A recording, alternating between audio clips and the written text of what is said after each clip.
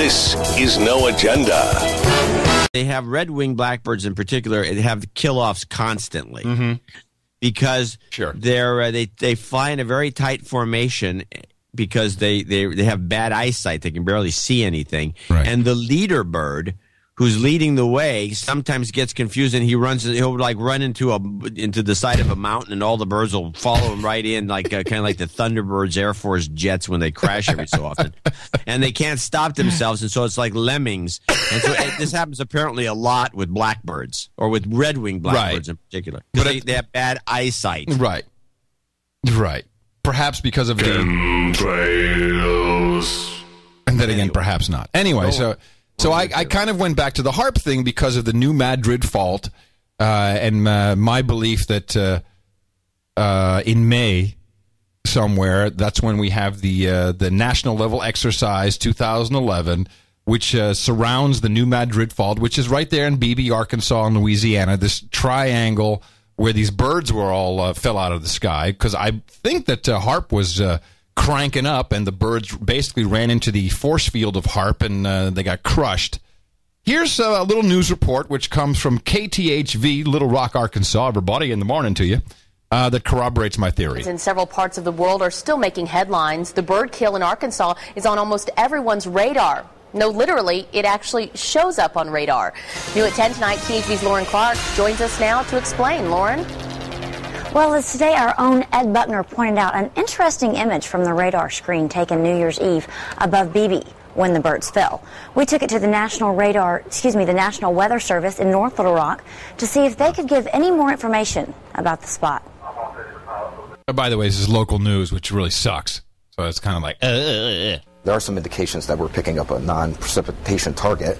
Has some similarities to, say, like a collection of birds. This radar image is from around 10 p.m. New Year's Eve. Science and Operations Officer at the National Weather Service, Chris Bonanno, tells us Arkansas had lots of busy weather that particular night, but nothing after sunset. So what you're seeing on the screen is this big blotch, stationary blotch, right in the area where the birds, the dugs, were crushed, and it's not moving. It's just a stationary big spot on the radar.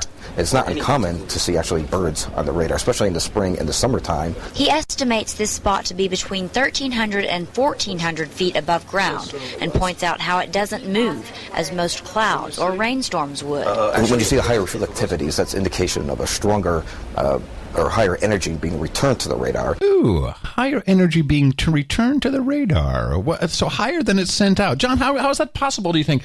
So there's higher energy returning from the radar than was sent out. What could that be? And the birds have radar. What's that?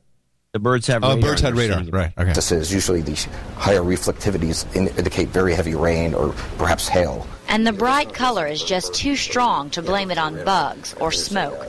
But Arkansas Game and Fish officials say witnesses told them the birds were flying low that night, hitting everything from cars to mailboxes.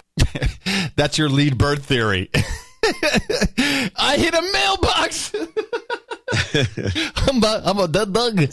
So while we know what it's not precipitation occurring, the National Weather Service cannot definitively say what it is. Okay, so it's not precipitation, it's not birds or bugs, it's not smoke, it's returning higher energy than the radar's sending off. And the Weather Service here in Little Rock even fielded a call from a TV station in Germany about this radar image. Liz? Very interesting, Lauren.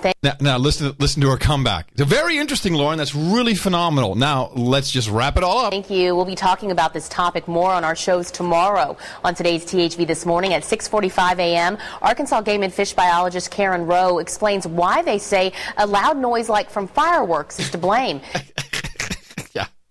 Right. Okay. They just dropped it. Yeah. It's like, it's fireworks. It kills me. Bullshit.